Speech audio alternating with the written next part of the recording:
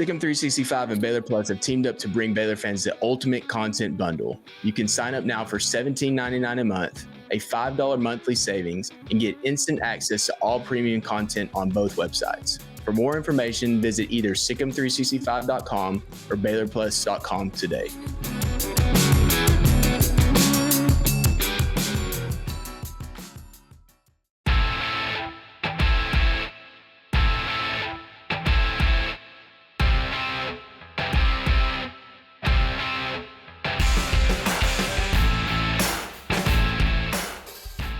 What's up, Baylor family? Welcome in to Inside Baylor Sports, the official daily podcast of Baylor Athletics. It's Monday, October 14th, and today I'm going solo as Colt is still getting back from his bye-week vacation.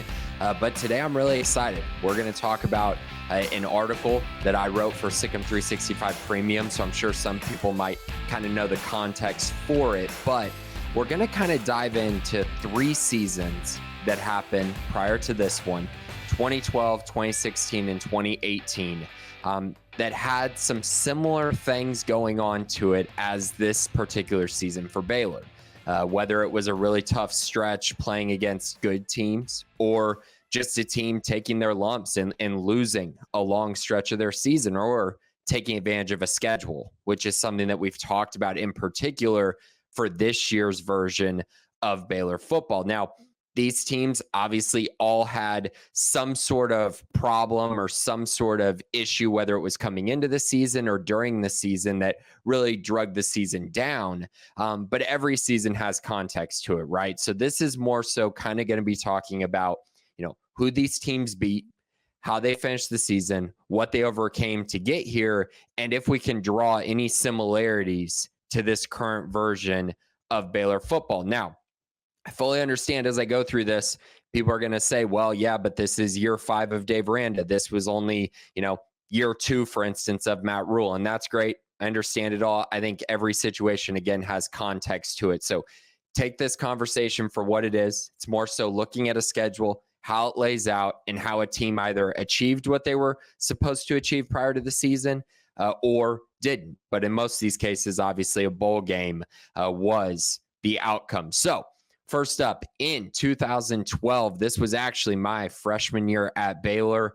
The Bears ended up going 7-6, but some people may not remember this year. I remember it very fondly because of kind of how this season went. I'm sorry, they went 8-5 because the way this season unfolded, right? So Baylor starts the season off strong. They beat a 7-6 SMU team. They beat Sam Houston, and they beat an 8-5 UL Monroe team. But after that start, they went 1-5 through the stretch that followed. And that caused them to fall all the way to 4-5. Lots of people could have said, wow, okay, this team is done. Their schedule got tougher during that stretch, and their only win during that period was against 1-11 Kansas. I mean, that just kind of speaks to kind of what was going on that year. Their schedule turned in the middle. They struggled through it. They found a way to beat Kansas. And then at the end of the year, they went on a run, took care of business. They finished the year beating quite a few pretty good teams, including a good Oklahoma State team that year, or saw a decent one, I guess, for Mike Gundy's standards. But they got to a bowl, went 8-5 in total. They finished 3-3 in one-score games. They beat 5 bowl teams during the regular season. And I consider this 2012 team kind of one of those where when you look in the context of things, they were in a rebuilding year for that program. But also you saw kind of what they were building towards the end of that season. Lake Seastrunk got unleashed, and really they just kind of rode the momentum through that year, and then on to 2013 and 2014 and 2015. It was kind of that initial push that they needed. I think of all the teams we're going to talk about today, that 2012 team was the best team, but they overcame a tough stretch in the middle of their schedule and were still able to rebound.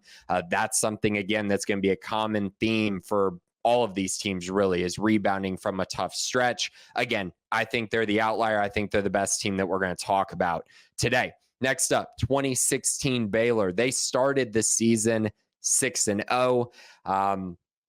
They only beat one bowl team during that stretch. And it was a good one. They beat 10-3 Oklahoma State by 11. It was a big win. They were 6-0, and then they played Texas and ended up losing that game. But again, I think the start was a little misleading. They were 6-0, but here's who they beat. 3-9 Iowa State, 2-10 Kansas, 3-9 Rice, 5-7 SMU, and then Northwestern State. Yes, they did beat Oklahoma State, but in general, they took advantage of a very favorable schedule at the beginning of the year. They won all those games, got to 6-0 right out the gate, and then they stumbled. And the thing that I think a lot of people don't remember about 2016 is how bad the Big 12 was. Big 12 was really, really down that year. So it gave this particular Baylor team a lot of opportunities to get more wins. That didn't happen. They lost to 5-7 Texas. They lost to 6-7 TCU, lost to 5-7 Texas Tech. Just some bad losses. And then they lost to the three really good teams on their schedule: Oklahoma, Kansas State, and West Virginia. This Baylor team lost 6 in a row before beating Boise State in the bowl game. I understand there's context to this situation. Obviously, with 2016, Jim Grobe being the interim coach during that year. But they still started 6-0.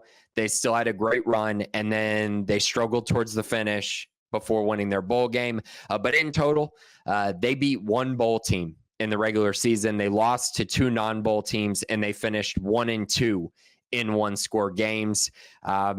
This year is one of those years where you look at it and go, wow, really tough stretch. They found themselves in their bowl game, found a way to kind of get up for that game and get a win. But in general, everything that was about that season was pretty much about taking advantage of a schedule at that time that was very favorable. They did it, made a bowl game, and the rest is history. Moving on to 2018, this is Matt Rule's second year at Baylor. This is a year, again, I think fans look at very fondly because the team went 1-11 the year before, come out in 2018. Expectations are fairly high, for this team to at least show signs, right, and turn things around. And they absolutely did that. They started 3-1.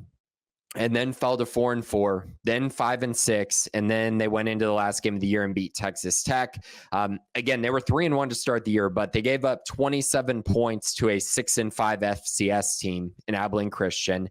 They won 55-27, but that's a lot of points to give up to an FCS team that wasn't very good that year. They beat 3-9 UTSA by 17 points in a game that was pretty competitive and shouldn't have been. And then they beat 3-9 Kansas 26-7 before, and then they lost to Duke without Daniel Jones. An 8-5 Duke team, but again, without their starting quarterback, who ended up obviously being an NFL type quarterback, lost to Duke with him. So they're 3-1, but they didn't really beat anybody. That's just kind of simply how things started for this team. They just won the games they were supposed to win, and then lost the game they weren't supposed to win, even though you could say they maybe should have, with no Daniel Jones being the quarterback. But this is the interesting one because the schedule was fully backloaded for this Baylor team. They lost 5 of their next 8 games, which include a 33-point loss to Oklahoma, a 44-point loss to West Virginia, and a loss to a TCU team by 7 in the Jalen Reagor game, a very mediocre TCU team that snuck into a bowl game because they beat Baylor in this game, and then Baylor beat 7-5 Texas Tech in the last game of the year to make a bowl game. But again, a tough stretch, taking advantage of the schedule, how it laid out, won the games they were supposed to win, didn't really win many games they weren't supposed to win. You could say the Oklahoma State game, but again, it was at home and Oklahoma State was pretty average that year. And so this Baylor team just kind of, you look at and go, okay, well, what was their body of work? Well, they beat one bowl team in the regular season, 2 if you include the bowl game. Beating Vanderbilt to get to 7-6 on the year. They went 3-2 in one-score games. And again, I keep bringing that number up because that's going to be really important if this Baylor team is going to turn some things around. But I think all 3 of these seasons have just quite a bit in common with this current one. When you're going through a tough stretch, it just is kind of dependent on where that stretch is, right? This Baylor team kind of drew the short end of the stick by not having easy games at the beginning of the year. And I know we can argue easy, what's easy, because we're going to talk about the remaining schedule. It's not that it's super easy, but compared to what they've had to play and face during the first half of the year, I think it's pretty clear that this is the easier stretch of the season. Unfortunately, you're sitting at 2-4, and so you had your tough stretch literally to kick off the year, which does make things a little bit tougher when you're kind of looking at the record, whereas these other teams, it's more of a take advantage of a fast start against bad teams and then have your tough stretch in conference play and then rebound to some degree against the teams that you play. But all of this, again, it's overcoming adversity. It's taking advantage of the schedule when given the opportunity. And then, of course, capitalizing when you get the chance. I think everyone's anticipation coming into this year was, this team needs to win 6 games. I think that was pretty much everyone's kind of baseline for this year. And Baylor coming into the year had a 5.5 was their over-under win total. So for them to get to 6 wins, I personally don't think it should matter how it happens. I mean, you get 6 wins, you get 6 wins. I mean, we maybe at the end of the year, people say, oh, well, this wasn't impressive or that wasn't impressive. To me, that doesn't really matter. There's still tough games on this schedule. There's teams that you really need to beat from a recruiting perspective, especially when you look at teams like TCU, Oklahoma State, Texas Tech, that these wins kind of matter a little bit more than beating a BYU or a Utah. You just don't directly compete against those teams very often on the recruiting trail. That's what makes this second half of the year so fascinating to me.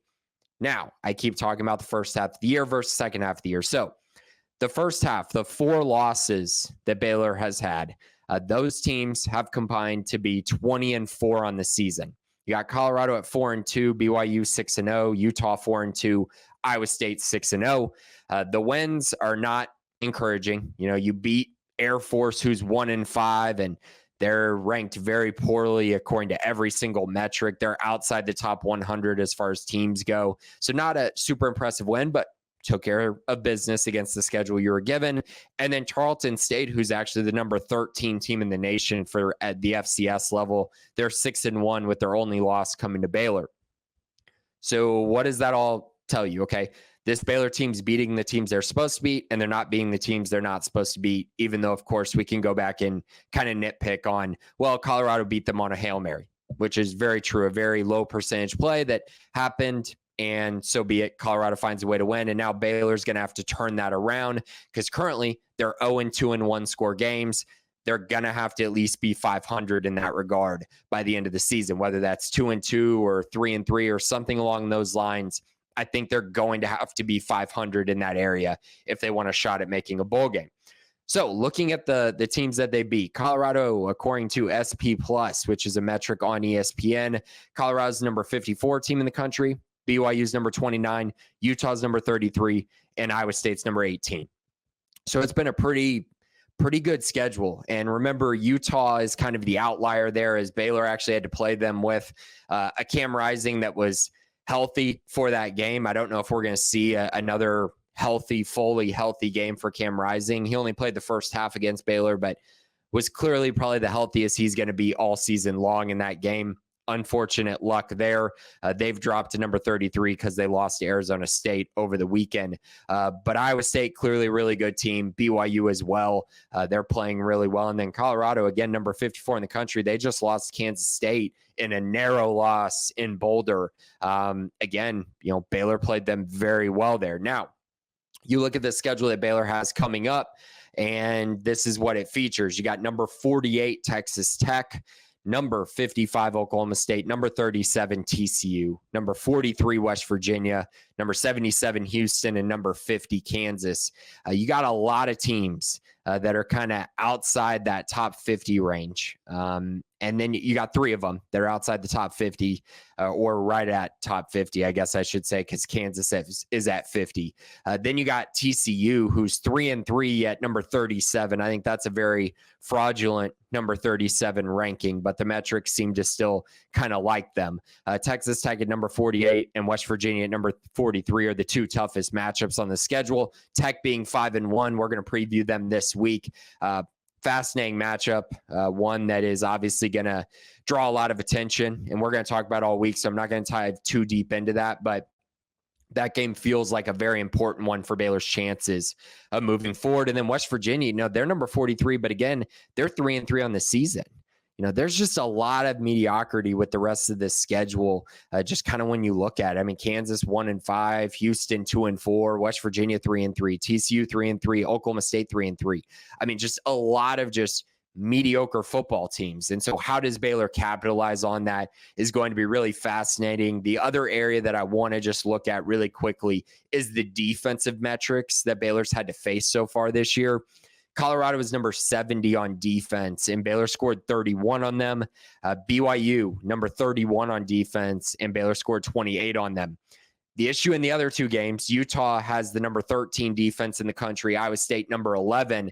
Those were just too tough of matchups, I think, for this Baylor offense. And yes, Baylor moved the ball well against Iowa State, but once the game got tight in that second half, Iowa State's defense rose to the occasion because they are legitimately a really, really good defense. And so going forward, you look at that and go, okay, so, the number 70 defense, Baylor scored 31, played well enough. If they score 31 in the games remaining, it'll give them a shot to win quite a few of them. And then scored 28 against BYU. That was number 31. Baylor's not going to face another defense as even close to as good as BYU's, much less Utah or Iowa State remaining on the schedule. So here's what they got remaining and why this offense should move the ball well for Baylor going forward. Texas Tech's defense is number 76 in the country. Not good. Oklahoma State, number 59, and I think that's pretty favorable for the Cowboys. They have not looked good defensively at all. TCU, number 60. West Virginia, number 67. Houston actually has the best defense of the ones remaining, and they're all the way down at number 58. And then Kansas has the number 68 defense in the country. That just gives you an idea of the opportunities that Baylor's going to have. And yes, we can turn to the other side and say, yeah, but these offenses are better. And that's fine. But I think if you really kind of look at what's gone wrong for Baylor, I mean, it's the inability to run the football. It's the inability to be consistent. But I think if you're facing much weaker defenses, it's going to give them a much better opportunity to move the football consistently and not put so much pressure on the defense for certain periods of games. And this is not to say that the defense has been perfect for Baylor, because it absolutely hasn't. It's been inconsistent, but I do think as you move forward and turnover luck starts to play a factor, and you need to score points, it's going to be key for this offense to be able to do that. And to give the defense also some time to rest if you can actually run the football. All this to say, Baylor's got still tough games on their schedule. They got a lot of teams that are used to playing Baylor and not wanting to lose to Baylor, and also rivals. And so that's what's going to make this final stretch really interesting.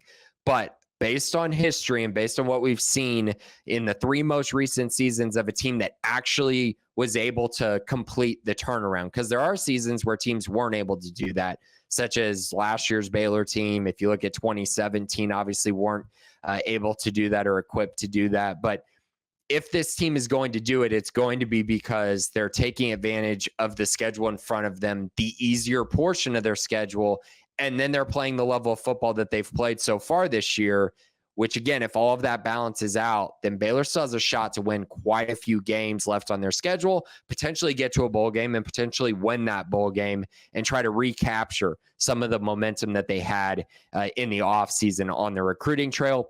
We'll see if they're able to do that. But I think what we know right now is that things definitely could turn in the right direction.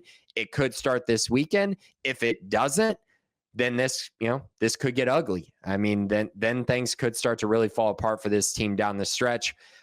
We'll see if that's able to happen, but we'll see next time on the next episode. But thanks for listening today. Colt and I will be back later this week to talk about Texas Tech, as well as just other topics that we have to discuss, other sports potentially as well. And of course, we'll give our prediction for this game against Texas Tech at the end of the week. But thanks for listening. This has been Inside Baylor Sports. Sick 'em.